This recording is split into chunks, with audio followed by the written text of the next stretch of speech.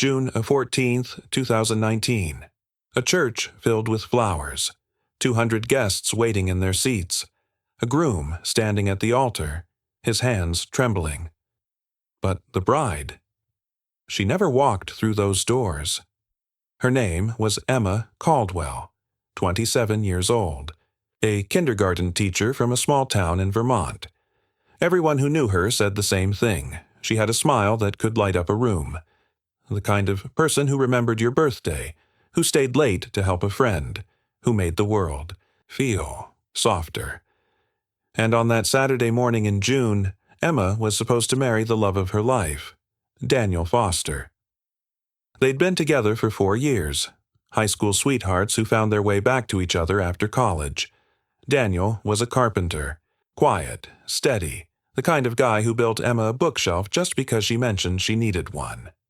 Their wedding was planned down to the last detail. A small ceremony at St. Mary's Church, a reception at her parents' farmhouse, fairy lights strung across the barn. Her mother had baked the cake herself. Everything was ready. Everything was perfect. The morning of the wedding, Emma woke up at her childhood home. Her bridesmaids were there, her sister, Lily, and 2 close friends. They had breakfast together. Mimosas. Laughter. Emma seemed excited. A little nervous, maybe, but nothing unusual. Lily later told police, "She kept saying, 'I can't believe this is really happening.'" She was glowing. She was happy. At 10:47 a.m., Emma went upstairs to take a shower. The ceremony was at 4 p.m. Plenty of time. Her bridesmaids stayed downstairs, arranging flowers, playing music, lost in the chaos of wedding day excitement.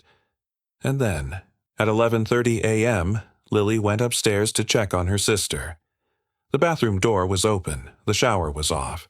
Emma's phone was on the bed. Her wedding dress still hung on the closet door, untouched. But Emma? She was gone.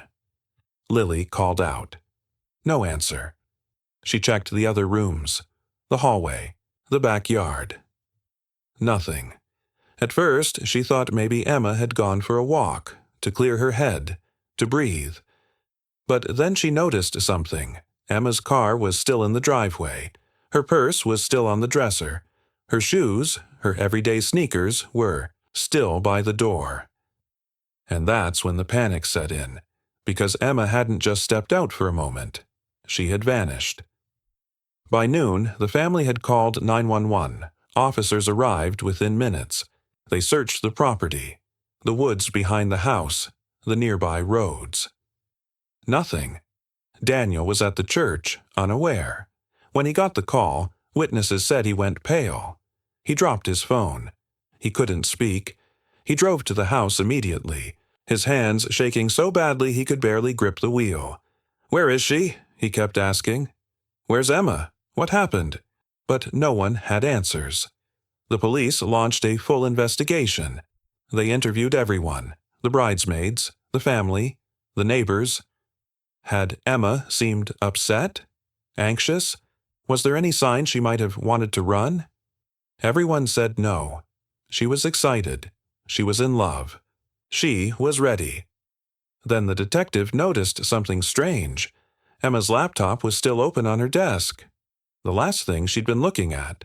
Her emails, and buried in her inbox tucked between wedding vendor confirmations and dress fittings, was a message sent 3 days before the wedding, from an unknown sender. The subject line read, "You don't know the truth." The email was short, cryptic. It said, "Emma, I know what you're hiding, and if you go through with this wedding, everyone will know too. Meet me before you say, 'I do.' Or I'll make sure Daniel finds out." There was no signature, no return address, just a threat. The police traced the email. It had been sent from a public library computer 2 towns over. No surveillance footage, no way to identify who sent it. But the message was clear. Someone knew something about Emma. Something she didn't want Daniel to know. The investigation took a dark turn.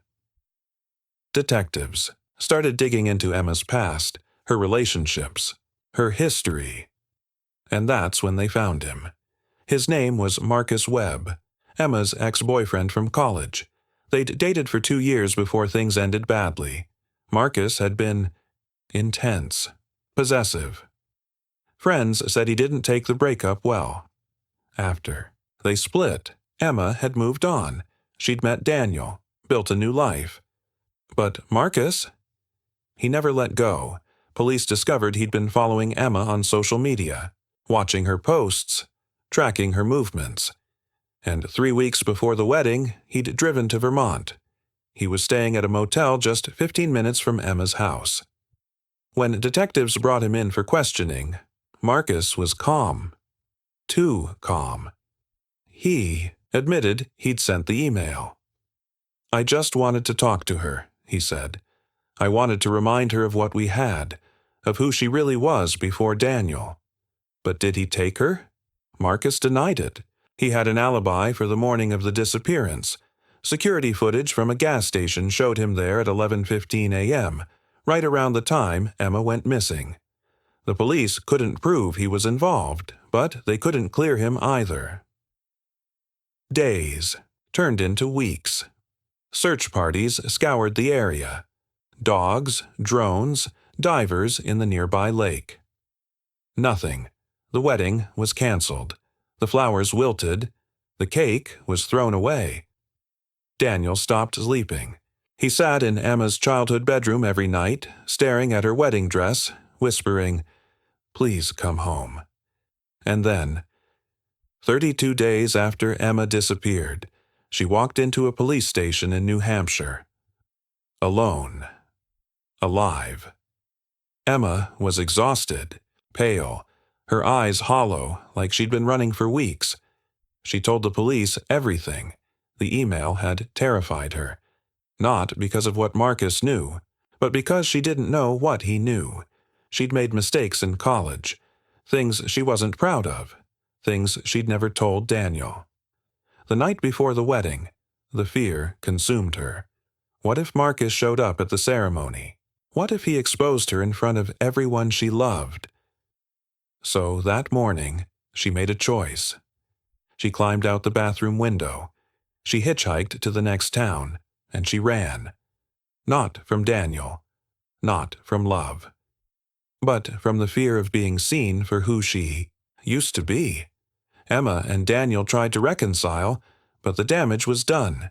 The trust was broken, not because of what she'd done in the past, but because she'd run instead of facing it. They never got married. Marcus was charged with harassment, but nothing more. Emma moved away. Started over. Some say she's living quietly now, under a different name. Others say she still looks over her shoulder. Because the truth is, sometimes the person we're running from is ourselves. If you enjoyed this story, leave a like and subscribe for more mysteries that'll keep you up at night. And remember, not every bride gets a happy ending.